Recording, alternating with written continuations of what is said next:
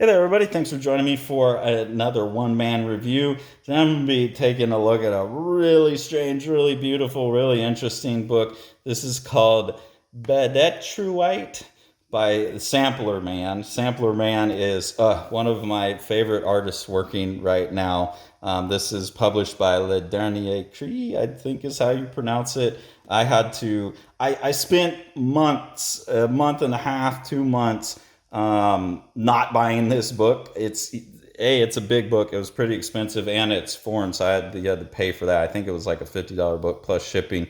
But I kept seeing it going around on Instagram, and I love Sampler Man's work so much. I mean, you just look at this stuff. It's not like the most narrative thing, but visually it just speaks to me. It's like this crazy collage, glitch art type of stuff. I mean, there are narrative in there, but they're very strange, surreal narratives. Obviously, hearkening to the lineage of surrealism as well with this obviously like hearkening to the lineage of surrealism as well with all of the collage. Collage is kind of like a surrealist dadaist technique anyways. So that all like totally makes sense to me as an approach, but I just love the way this stuff looks. So I just keep seeing all these like samples and shops, wig shop, web shop, and all these kind of shops that deal in these more couture books posting images from this. I'm like, so expensive. I got to be more careful with my money now. I got to be more selective about my books. There's not going to be a story in that one. It's just beautiful. Like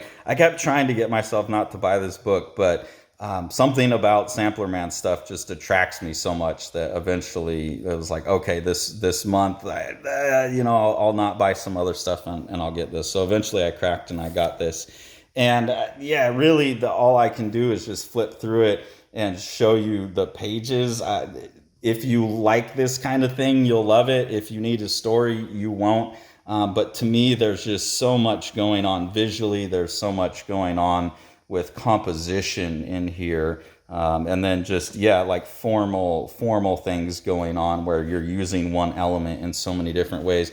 Kind of like what Scott Finch does with collage as well, where by using one element over and over, he tries to like accrue meaning to it. So Samplerman is obviously everything that is in a page of Samplerman art has been stolen or sampled from somewhere else. Obviously, most of it's old comics. It looks like there's some other things back in here that may have not been stolen from an old comic, but almost all of this is stuff stolen from old comics and then turned into oftentimes like brushes or just flipped and rotated to make other shapes or put in half to make symmetrical, make these kaleidoscope shapes. And that's how the images are formed. So you get a lot of just really fascinating rhythmic imagery. And then Samplerman also really plays with page design. So you get some of these really weird, like kind of hyperdimensional looking structures that become panel structures.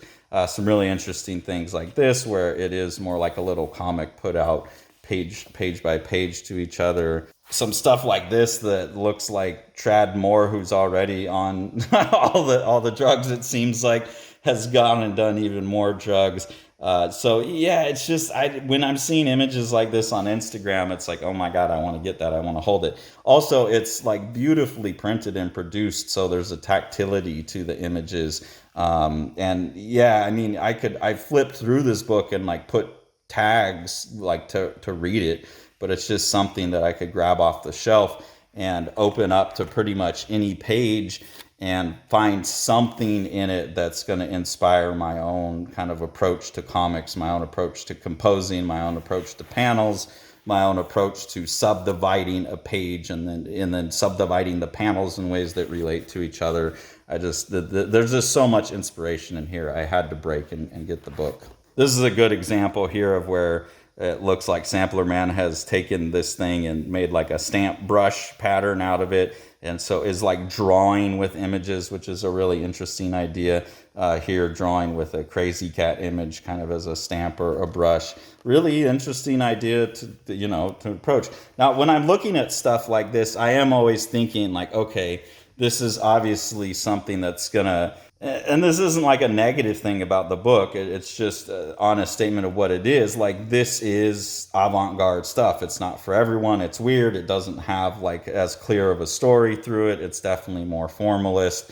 So it's not going to sell a ton. It's a big, expensive art book, $50. There's not even a story in it. When I look at stuff like this, I see potential for you could do something like this, but have it be more narrative. Like I could see if you're trying to do like Doctor Strange having a battle, why wouldn't your pages look like this? And I think Trad Moore gets as close as you can to that, making narrative work. But to see someone push it even maybe a little bit further, you can get figures and stuff in there. You can have the rocket.